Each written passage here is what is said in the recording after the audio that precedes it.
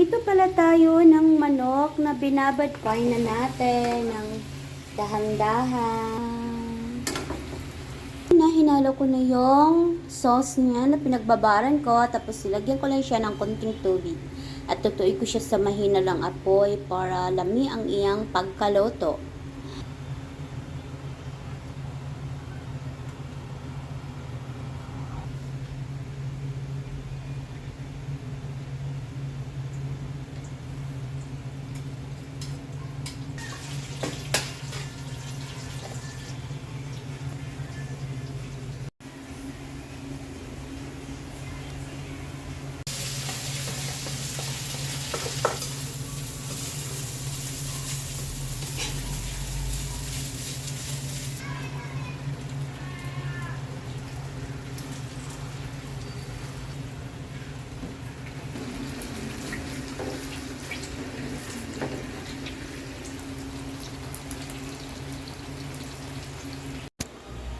And here's the result, may Java rice.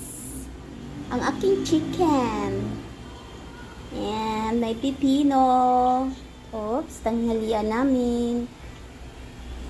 Parang umagahan na tanghalian. This is it. Lamig kayo, nagpagod-pagod siya gamay.